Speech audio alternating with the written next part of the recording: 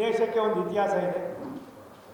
ಇತಿಹಾಸದ ಪುಟಗಳಲ್ಲಿ ಬಸವಣ್ಣವರ ಆದರ್ಶಗಳು, ಬಸವಣ್ಣವರು ನಡೆದು ಬಂದ ದಾರಿಗಳು, ಬಸವಣ್ಣವರನ್ನು ಯಾವ ರೀತಿ ನಾವು ನಡೆಸ್ಕೊಂಡ್ವಿ, ಅವರನ್ನು ಯಾವ ರೀತಿ ನಾವು ಇವತ್ತು ತಿಳ್ಕೊಳ್ತಾ ಇದ್ದೀವಿ ಅನ್ನೋದಕ್ಕಿಂತ ಹೆಚ್ಚಾಗಿ ನಾವು ಕರ್ನಾಟಕದ ಮಹಾಜನ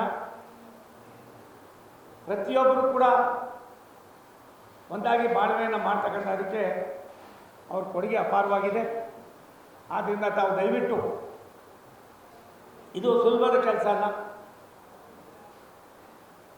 ಮೊಟ್ಟ ಮೊದಲ ಬಾರಿಗೆ ಬಸವಣ್ಣವರ ಪುತ್ಥಳಿಗೆ ಪುಷ್ಪಾರ್ಚನೆ ಮಾಡೋದು ಮುಖೇನ ಭಾರತ ಸರ್ಕಾರ, ನನ್ನ ಇಲಾಖೆ, ರೈಲ್ವೆ ಇಲಾಖೆ, ಅದಕ್ಕೊಂದು ಹೊಸ ರೂಪವನ್ನು, ಸಂದೇಶವನ್ನು ಕೊಡ್ತಕ್ಕಂಥ ಕೆಲಸ ಮಾಡ್ತಾ ಇದ್ದೀವಿ.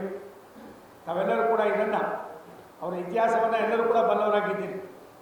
ವಿಶೇಷವಾಗಿ ಮುಂದಿನ ಪೀಳಿಗೆ ಯಾವುದಾದ್ರೂ ಸಂದರ್ಭದಲ್ಲಿ ಒಂದಲ್ಲ ಒಂದು ರೂಪದಲ್ಲಿ ಬಸವಣ್ಣವರ ಆಚರಣೆ ವಿಚಾರಗಳು ನಮ್ಮೆಲ್ಲರಿಗೂ ಕೂಡ ಪ್ರಸ್ತುತ ಸನ್ನಿವೇಶದಲ್ಲಿ ಅವಶ್ಯಕತೆ ಇದೆ.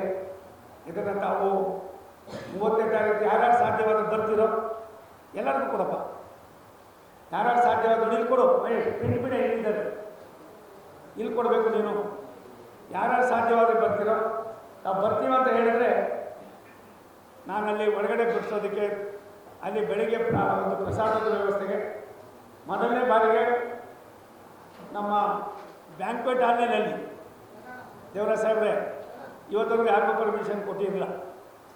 ನಾನು ಬಸವಣ್ಣವರು ಅಂದರೆ ಬರೀ ಪ್ರಸಾದ, ಬಂದವ್ರಿಗೆಲ್ಲ ಅನುಭವ ಮಂಟಪದಲ್ಲಿ ದಾಸೋಹ ನಡೀತಾ ಇತ್ತು ಅಂತ ಹೇಳಿದಾಗ ಅದೆಲ್ಲವನ್ನು ಓದ್ಕೊಂಡವರು ಇವತ್ತು ಅದಕ್ಕೂ ಕೂಡ ಅಲ್ಲಿ ನಮಗೆ ಪರ್ಮಿಷನ್ ಕೊಟ್ಟಿದ್ದಾರೆ.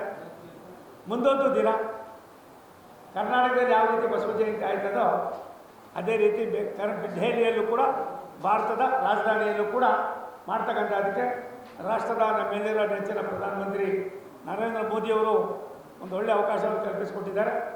ತಮಗೆ ಹೊಸ ಪಾರ್ಲಿಮೆಂಟನ್ನು ನೀವು ಹೋದರೆ ಬಸವಣ್ಣವರ ವಚನವನ್ನು ಅಲ್ಲಿ ಬರೆಸಿದ್ದಾರೆ. ಎಂದೂ ಕೂಡ ಬಸವಣ್ಣವರ ಆಡಳಿತ ವೈಖರಿಯನ್ನು, ಬಿಜ್ಜಳನ ಕಾಲದಲ್ಲಿ ಅವ್ರು ನಡ್ಕೊಂಡ ರೀತಿಯನ್ನು ನಮ್ಮ ರಾಷ್ಟ್ರದ ಪ್ರಧಾನಮಂತ್ರಿಗಳು ಪದೇ ಪದೇ ಉಲ್ಲೇಖವನ್ನು ಮಾಡ್ತಾ ಇರ್ತಾರೆ.